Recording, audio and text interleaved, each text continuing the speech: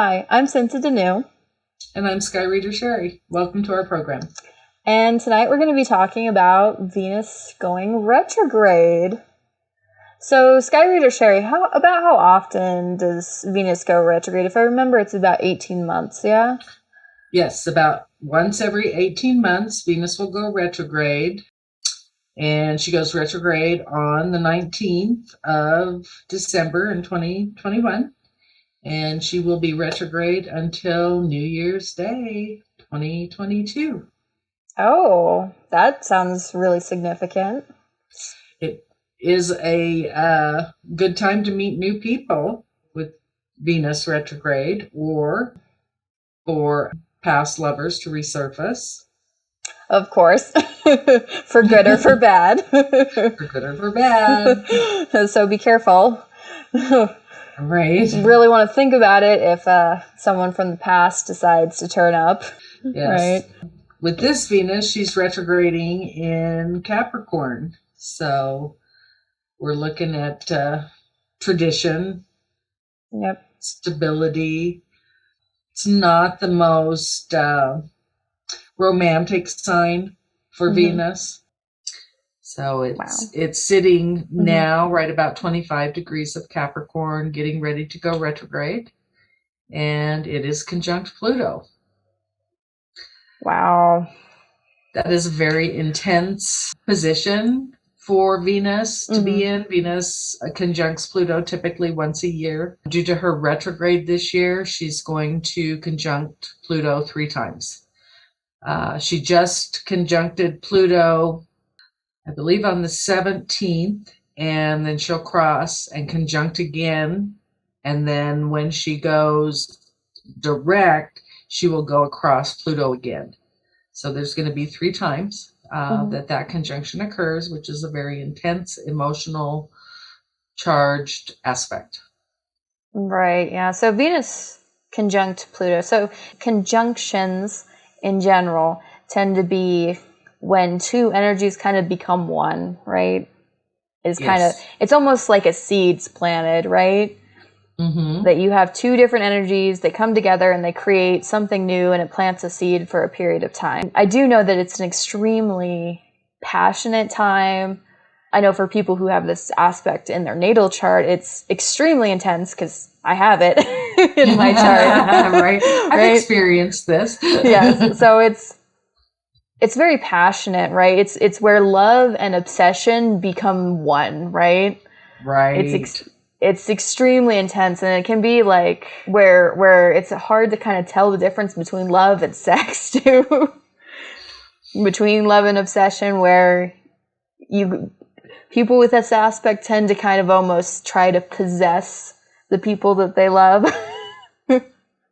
because of the intensity of, the scorpionness of Pluto. Right. So I'm sure this is going to be pretty intense, especially since this is happening 3 times in a row. So it's definitely a good time to meet people, but there's always that caution because, you can meet people that have that tendency of being obsessive. Right. So or controlling.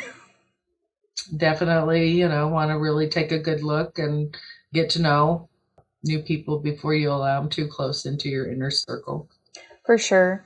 I mean, it also seems like this is a really good time for long-term relationships. I mean, because Capricorn is time, things that are lasting, it's structure, right, and tradition. So it seems to have a little bit of a relation to marriage, it seems, when Venus is in this position. I mean, of course, like if you want to see that if you're going to get married or not anytime soon, Saturn has to be aspected in some way.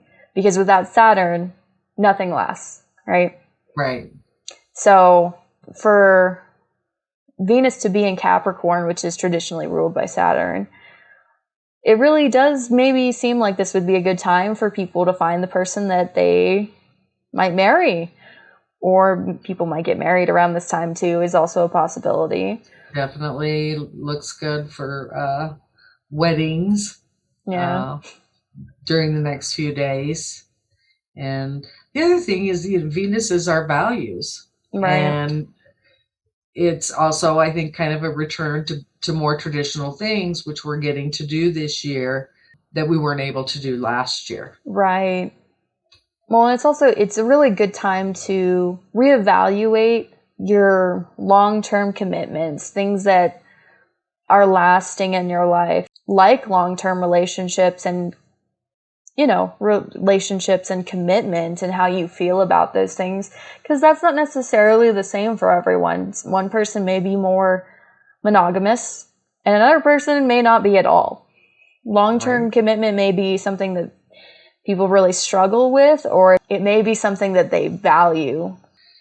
And also, when you look at Venus conjunct Pluto, there can be instances when people deal with those that want to coerce or manipulate. So it doesn't always turn out into, a great passion and love. It can be manipulation and coercion. So it's Right. really important to know where this is happening into your individual chart and how it's aspecting your planets to really get a good idea of how this energy is going to manifest in your own life.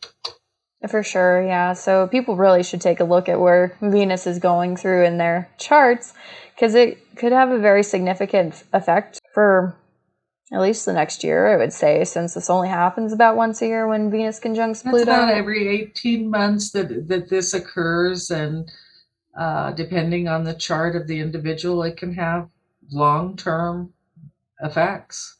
So it's definitely worth checking into. But yeah, I think that's about it. So we'll see you guys in the next video. Bye. Bye.